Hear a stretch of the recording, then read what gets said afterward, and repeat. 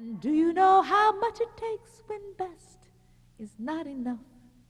When clouds roll in across the sky and hide the brightest moon, it's then you'll find some stars don't shine.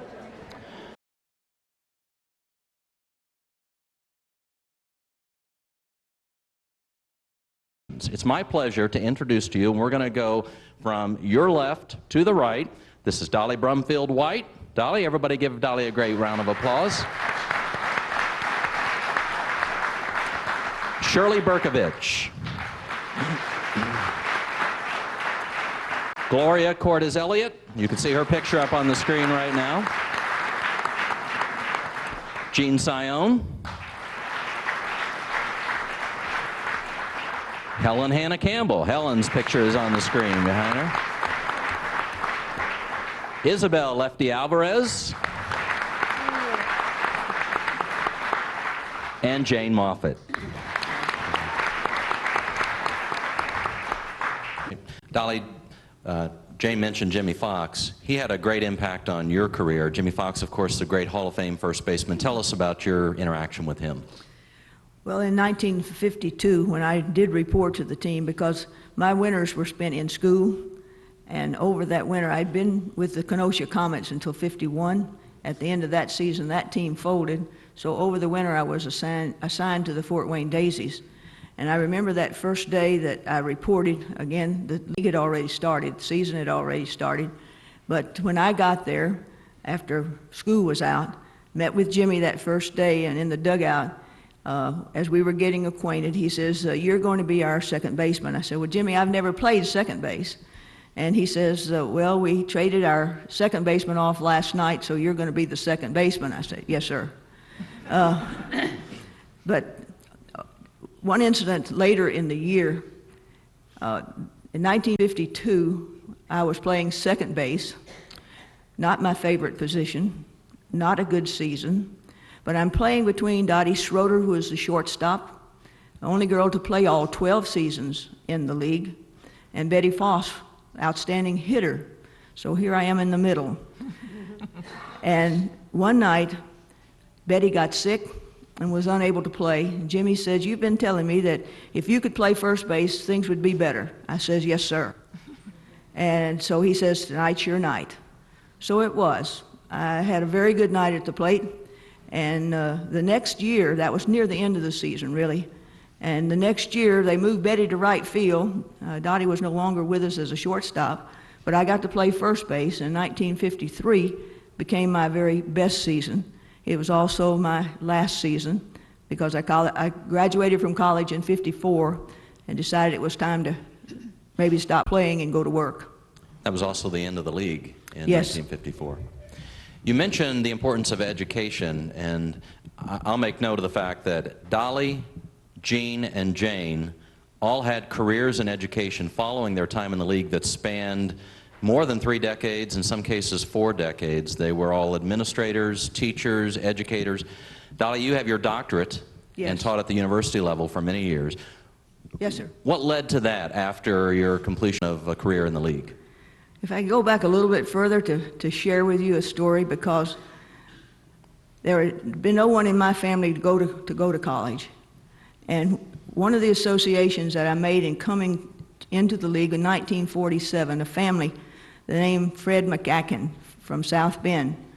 And he and his wife had come to this country as newlyweds and had 4 children. They college educated all 4 of those children. And he worked at Studebaker Automobile in South Bend. Don't hear much about Studebaker anymore. But that gentleman's emphasis in education was so important because my best friend was his youngest daughter.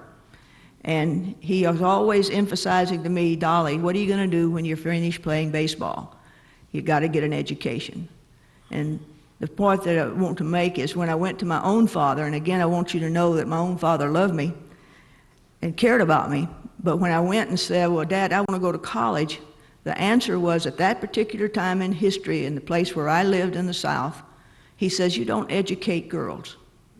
But because I was able to play in the league, and though we didn't make big money as you think about it today, my first contract was $55 a week, and I could save enough over the winter so that I could pay my tuition, and that way got to go to school. After the season, we had playoffs. That gave me a little extra money. Then the second semester, still speaking in school terms, you understand. You got your tax return. That took care of some extra time there. The one thing my father complained about after my first season in the league is that I earned too much for him to claim me as a tax dependent. And I was still in high school. But all the 7 years that I played, this didn't happen for some of our girls. They had jobs and other things. But for me, I was in school. When school was out, the next day I was on the train going to play baseball. Baseball is over, the next day I'm on a train going to school. So that was for 7 years. But I think the influence of that family, and I think that's one of the great things that happened to many of us, the friends that we made were very influential. In 1963, I'd already taught for 9 years. I moved to Arkansas, where I now live, and I had been out of the league for 10 years. And that man and his wife were the first ones to come to see me. I'm sorry, these are very precious memories to me. The influence that they had for me to get an education. And I did teach for 40 years, retired in '94, and they've got me busy again. And I went down there in Allentown, Pennsylvania, but there were about 100 and some girls there trying out. And there was only one scout, that was Lenny Zintak. So I looked at him and I said, you know, I was a freshman and I was majoring in physical education, so I thought I could give him a hand. And I said, do you need help? He said, yeah, I think I do. What can you help me with? I said, what do you need? So I helped with the tryouts, and the tryouts were over in about 2.5, 3 hours. And he said to me, by the way, why aren't you trying out? I said, I didn't come here to try out. I just came with a friend. He said, well, why don't you grab your glove and go on the outfield? And I was in trouble again. I said, I don't own a glove. And he said, well, can you run the bases? I said, if I can do it in sneakers, I'll do it. So he turned around and he says, well, you have no excuse here. I have a bat. So he said, get up and swing the bat. And next thing you know, I was in Muskegon, Michigan. Okay, and that's when I encountered the same problem with Max Carey. But of course, I played ball the 4 years that I was in college. And then when I graduated, of course, I stopped playing ball, and that was in 1952. And I went on and got my master's degree, and I was a high school principal for 22 years, and I was in education for 40, and I was lucky enough one year to be blessed with not only the high school principalship, but acting as superintendent. Try that. That was like at 7 in the morning, I'd get home at 8 at night, be up at 4:30 in the morning, back on the job at 7 o'clock, but I certainly don't regret it, and I would do it again, because best part of my life was working with the youth. They're great people. Jean, you started out in Rockford. I'm over here. You started out in Rockford, which was your hometown, and you began your career with the Peaches. Is that right? Yes, that's right. And I was 17, a junior in high school when I tried out. And Max Carey, he supervised the tryouts. And I played with the Rockford Peaches that year. I went back and finished school, high school, the following year, and continued to play in the league, and realized after playing a couple of years that playing baseball in the summertime and then going to some kind of a job in the wintertime wasn't really a productive kind of life and career. And so I decided I would go to school. And I earned a bachelor's degree while I was playing. I taught for 10 years in the public schools and earned a master's degree, and then went on to the university level and taught for 29 years at Eastern Michigan University. And I enjoyed my playing years in the All-American Girls Baseball League, and I loved teaching and being with young people in the sports medicine area. Now, those three had distinguished careers in education. Shirley and Lefty, after you left the game, you also had distinguished careers for a very long period of time with the same company, the same organization. Lefty, you stayed in Fort Wayne because the community had embraced you so much. Yes, because the family, I had a sponsor to come to stay here. In 1953, because of them, I got my residence. And then in 54 came the end of the league, which I didn't know that. I didn't have to go back home because I already had residence. So I was very lucky. And I stayed in Fort Wayne my life. As far as education, in Cuba, I didn't want to go to school, you know. I always didn't think the teacher was good enough. But now I'm around teachers.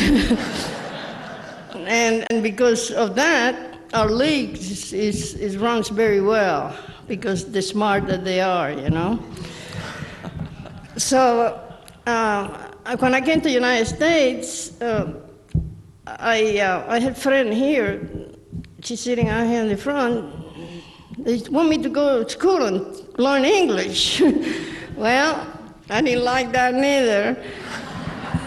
But that's one thing I disobeyed my mom. She wanted me to be a teacher, a physical education teacher. That one part I didn't listen. So I did it my way on this. And I had jobs. When I was a resident, I couldn't get a good job, you know, just off jobs. But I always worked. So then finally in 1959, I applied for resident in 53, and I had to wait 5 years to become a citizen. So in 59, I became a citizen, and right away, I knew I wanted to work at General Electric in a factory. That is my type of work. And I went there 4 times. Never did give up, and they finally hired me in 1962. And I stayed there for 36 years. You know, about school, going to learn English, a friend of mine, she's sitting out here in front, she used to take me, because I didn't have no car, she used to take me down to the school. I didn't go in. So one time they came in early to pick me up, and I knew they were there, and I was in the bathroom hiding. So they couldn't see my legs. I got on top of the toilet. So finally, I just gave up because I said, well, I have to calm down and tell them the truth. So I did tell the truth that I wasn't going in to learn English. And the English I have learned is by picking it up, and I always believe in a dictionary, and that helped me through. But at this moment now that I'm getting older, it feels like I need more help on my English. I don't know why. I feel like I want to learn more, I want to speak better, but you know, when did I do it before, you know? So, but I manage, in my dictionary sometimes I need someone, if I want to know a word, the pronunciation of the word, I need someone there to pronounce it for me, you know, and it's not easy. So I can't complain. Yeah, but that's one thing, and I disobeyed my mom. Shirley, tell us your story after you left the league. You were very emotional as you saw the league winding down. You knew it was coming. I was 16 years old when I signed my first contract. I thought that was going to be my career. I planned on playing forever. I thought, you know, 30s, 40s. But then, of course, the league ended, and I knew I had to get myself a real job. I went to work for Pacific Telephone, spent 30 years with them, retired in 1983, and now we go around and do free baseball clinics in Southern California and stress education and sports together and just have a great time with the gals. We have some ex-Major League ball players that come along with us, and we do these clinics and just have a great time speaking with children and with parents and stressing education and sports. You work very closely with the Angels and the Dodgers in the Los Angeles area, is that right? Yes, the Angels and the Dodgers have been very good to us. They've invited us down to their clinics and have asked us to come in and help, and that's what we do. Helen and the rest of the California girls, we just try to give back to the community. Just a moment, we're going to give you the opportunity to ask questions of the ladies, but before we do, Shirley and Helen are on the West Coast. Let's go back to the East Coast where, Gloria, you and your husband Ed, Ed, by the way, is down in the front row. Ed, raise your hand. So there he is. So. Gloria, tell us about the quality of play in the league. You were a great pitcher. Did you find it competitive? Talk about what it was like to play against some of these women. Well, I had never seen anything like it, and coming from Staten Island, we were not allowed to participate in, boys' teams or anything. Luckily, I had 5 brothers and friends, and they all, we all played together and played different teams. And I became their pitcher because I was the only one that knew how to throw a curveball and a drop and a knuckleball. So from then on, when I went into the league, and the first game I got into, I was shocked because an umpire was calling balls and strikes, and that never happened to me before. The catcher would call balls and strikes because you're just playing street ball, So, but the competition was great, and I had 5 fantastic years playing with these women and all the other women from the league, and they were all excellent ball players. I mean, if you didn't see it, you really couldn't believe it. Helen, speaking of great ball players, we mentioned your father, Truck Hannah, was a legendary player in the Pacific Coast League, played with the New York Yankees and Babe Ruth, but because of his involvement in Major League Baseball, you were around some legendary players yourself. Talk about some of the men that you've met over your lifetime. Where shall I start? I saw my first game when I was 3 weeks old, and my dad told me we won it, but he didn't tell me what the score was. But right after that, he went to the Yankees.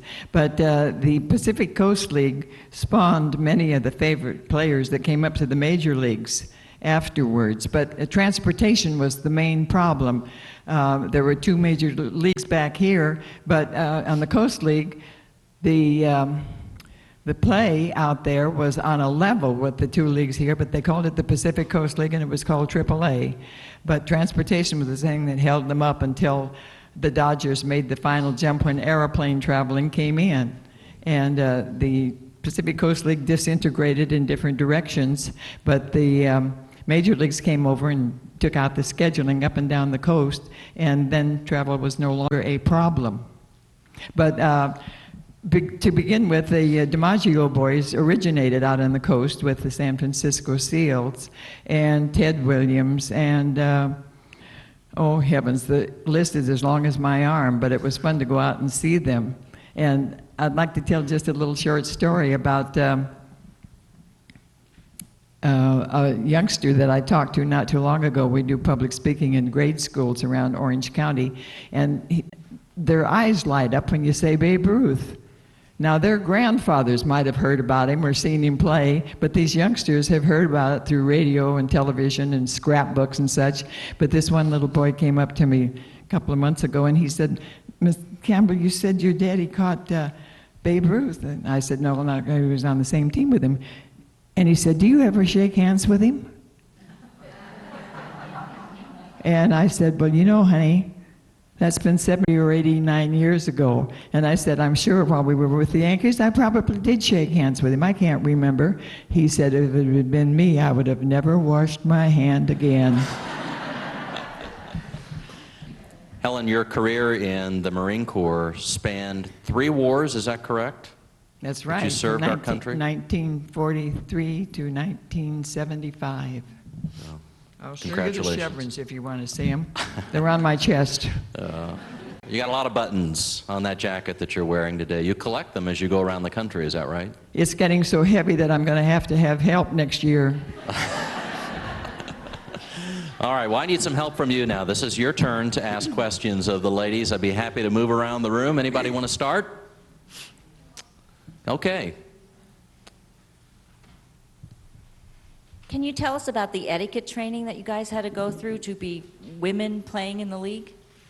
Did you actually have to do that like in the movie? Are you making reference to the charm school portion? I'll have to defer that question because I was lucky enough to be in college at the time.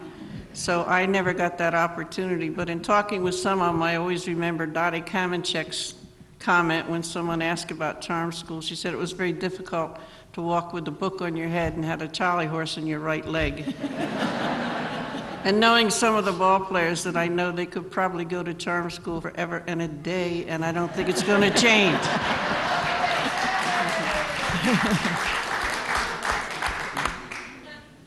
Other memories of that, ladies? Charm school and etiquette training? No, by the time I came in, they didn't have the charm school anymore, lucky me.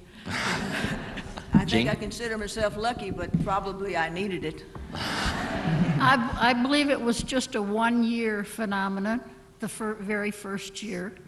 But I would like to make the comment that when Phil Wrigley instituted the All-American Girls Baseball League, he realized that it was absolutely necessary that when people came into the ballpark, they knew that it was women playing this top-notch brand of baseball.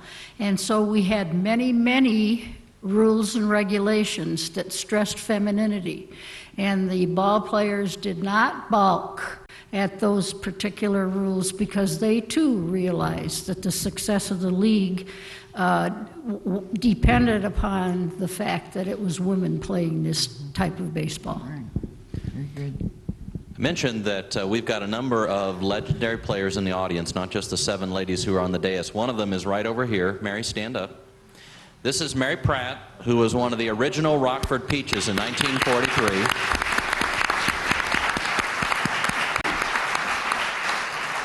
Mary was a PE teacher for many years in Massachusetts. Now, you're not going to get everybody up doing calisthenics, are you? They come home to me because tomorrow morning at 8:30 I will be doing my circuit training class at Plantar Fitness in Weymouth, Massachusetts, 8 miles south of Boston, because I'm from Quincy, city of the presidents. John Hancock, John Quincy Adams, but I was there, all seriousness.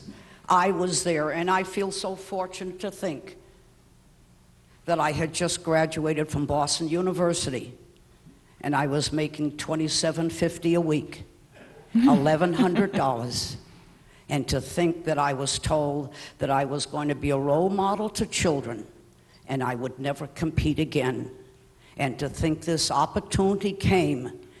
And look what has happened. All of those ladies sitting down there are giving back every day, as I'm trying to do, so that the girls who come along will get their rewards that I've gotten, and it goes beyond the wonderful rings that we have, which has got to be, which is all the credit of the girls who are now serving as our board of directors. Those who are not here, some have passed on that served. And so I'm so grateful that I had the opportunity to serve 2 years with some of the ladies down there. But I can tell you, yes, we did put our books on our head.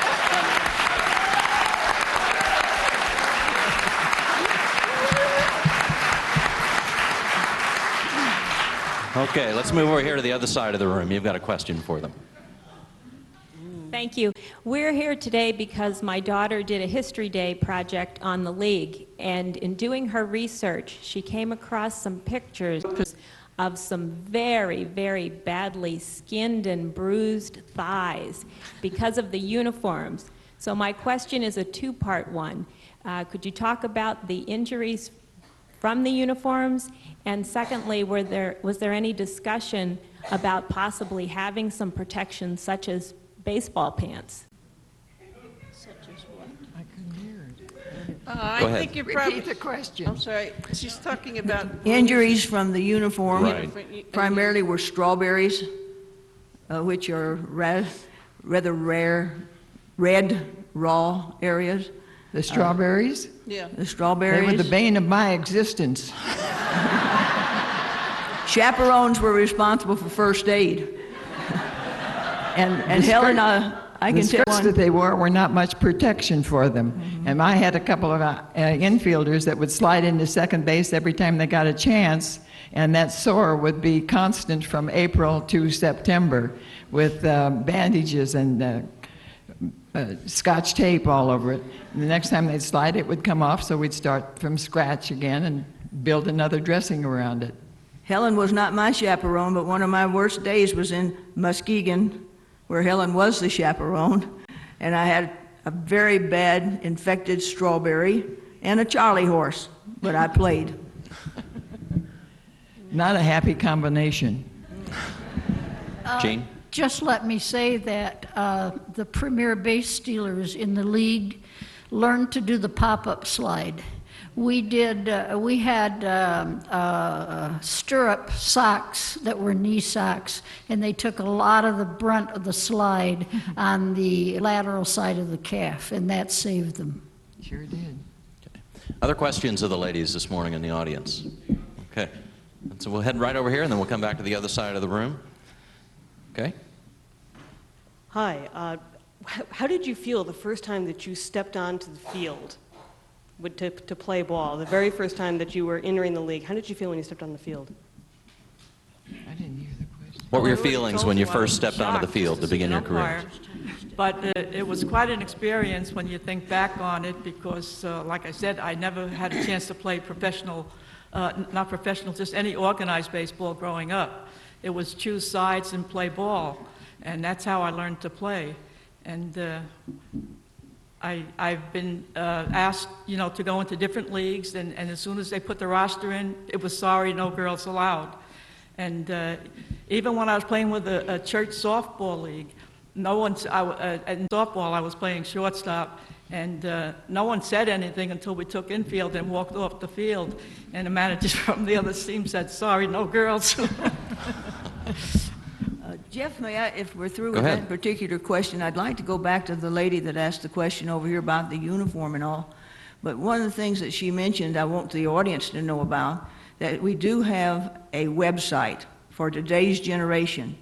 And we have a lot of youngsters who come to that website and come to ask questions. I'm one of the ones right now and many of these, Jean served this for over 7 years of making contact between those youngsters that want to write history papers and want information, and that they come to our website. And we have right now 3 people that are trying to serve to answer those questions. But that's a very important part of the story that we're getting to young people today, is through the website. And in case you're interested, if you take the first letter of the All-American Girls Professional Baseball League after the www and put .org on it, you will have our website address. So that's a very important part right now for the young people to tell our story. So wanted you to get that information. Okay. Always teaching. Thanks, Dolly. All right, other questions on this side of the room? Sir?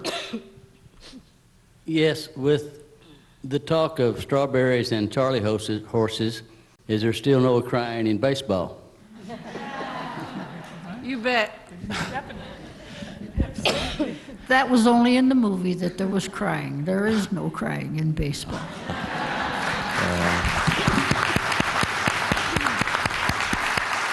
Remember, you cry for many different reasons.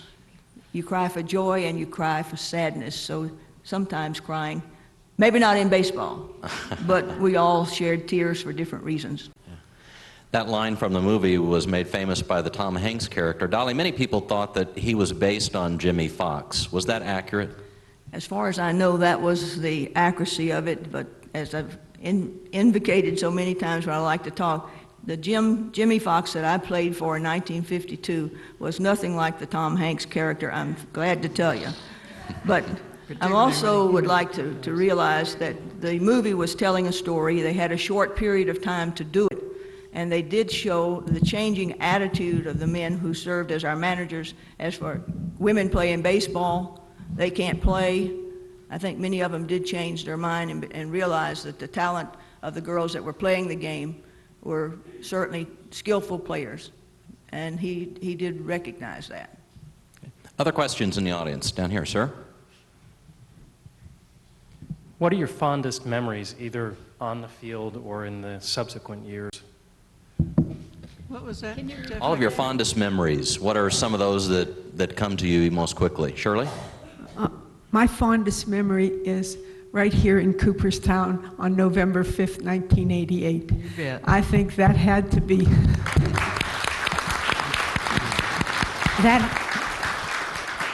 that had to be the icing on the cake for that league. And I'm so thankful to the Hall of Fame and to everyone responsible for recognizing our league. What's it like for you to be back today, to know that later on today we will both unveil the new statue dedicated to women of the All-American Girls Professional Baseball League, women in general playing baseball, but also the opening of the new exhibit on the second floor. What does that mean to you? Jeff, for me, I think if you go back and do research historically, you'll find out that in the beginning, when this all started back in 1986, to gain the recognition in the Hall of Fame, there was a committee formed of about 5 or 6 ball players. And I recall in their first report that they said to the membership was, there is a batter up at the home plate.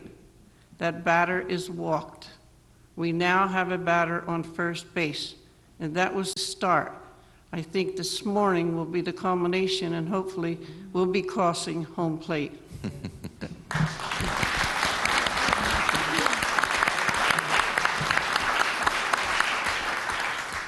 We've got time for just a couple more questions in the audience. I want to make sure that we have that opportunity. Let's see.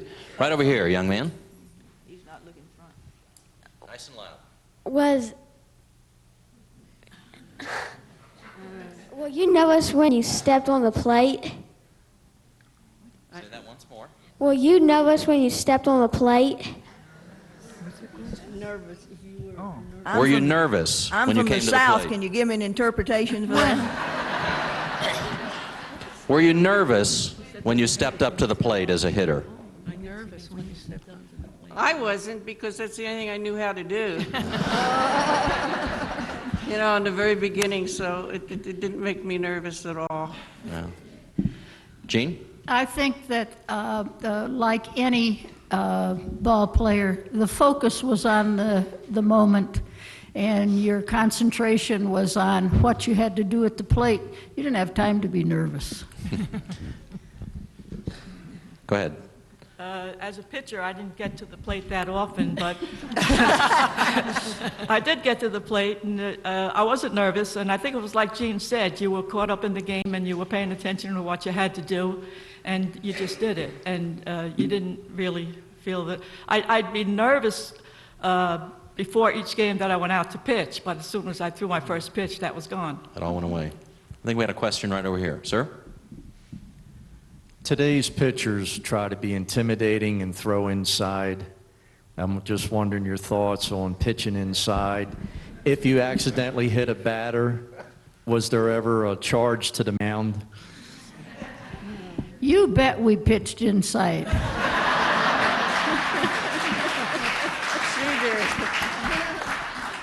But never intentionally to hit a batter, and they never charged the mound. Do they make much power pitching? I'll tell you this one night in Rockford, I was on second base, leading off. The pitcher turned to try to pick me off. She did. Right here, and out went the lights. No batting helmets, is that right? No batting helmets. No. I carried stitches of a baseball on my thigh for a week. I did hit a few batters, but never intentional. Like Gene said, you were throwing inside, trying to, get them off the plate. And I don't think anyone ever hit anyone intentionally.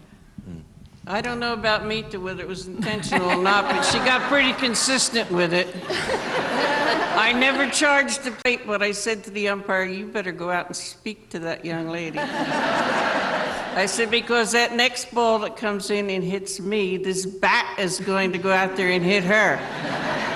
He said, you wouldn't do that. I said, trust me. Lefty, you were a pitcher. Did you ever throw inside?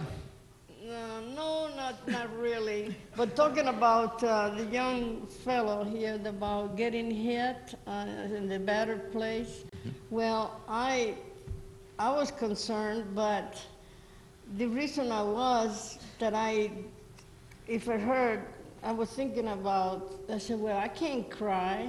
There's no crying on baseball. So I said no, and then my mother told me not to cry.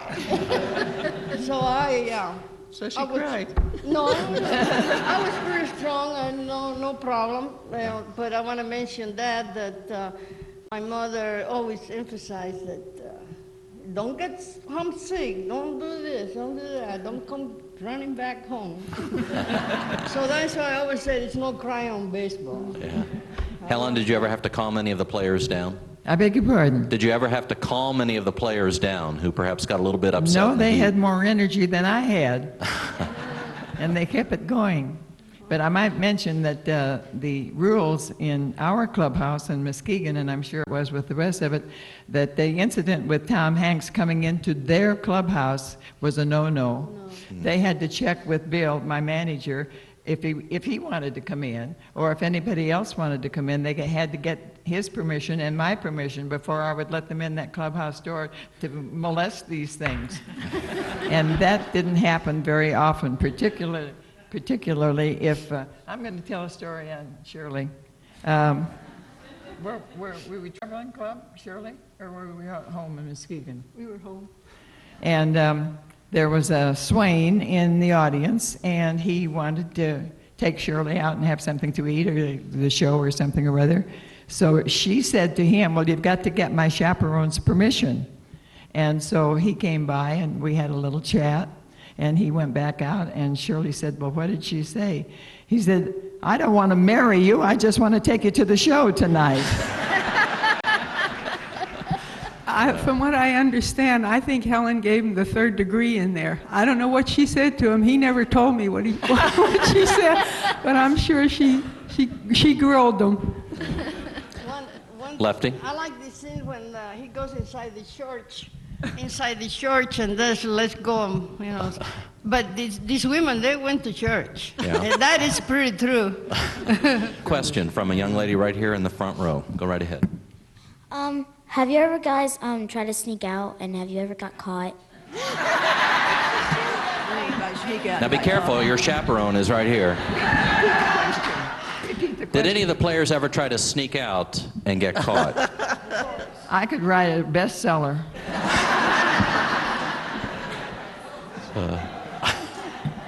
Doesn't bear repeating. None of you are talking. We're pleading the fifth. Jane, you were telling a story, though, last night about a fine that was levied against you, perhaps, or someone on your team. Yes. Go ahead. But it wasn't for sneaking out. We lived in private homes, and Cookie and Terry Rookavina and I roomed together. We were rookies, so we kind of stuck together because we didn't know the ropes, so to speak. And that night, Cookie decided that her hair needed cutting. So I don't have any idea what hour of the night this was, but Terry proceeded to be the beautician, but she couldn't get it even. So she ended up with a semi-crew cut on the top. So the theory was, if you did it to me, I'm not walking around like this, so let me cut your hair. So then in turn, Cookie cut Terry's hair. Jane is asleep in the back room.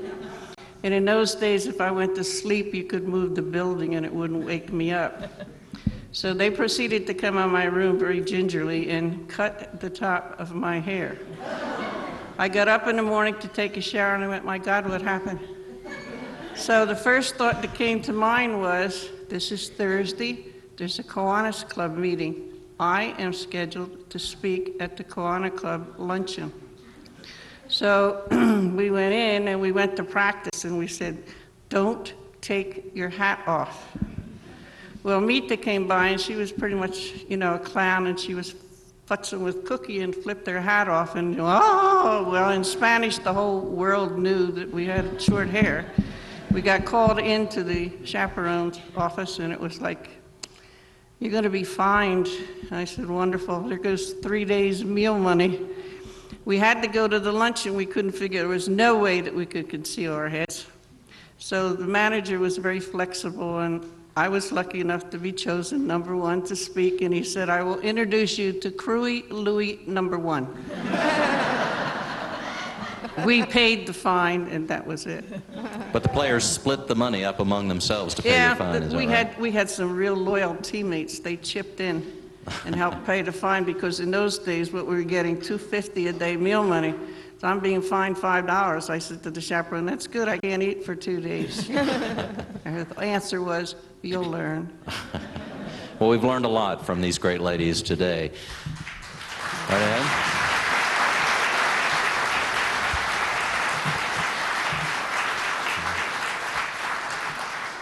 So we want to thank you again for joining us one more time. Would you please thank these women for their program today?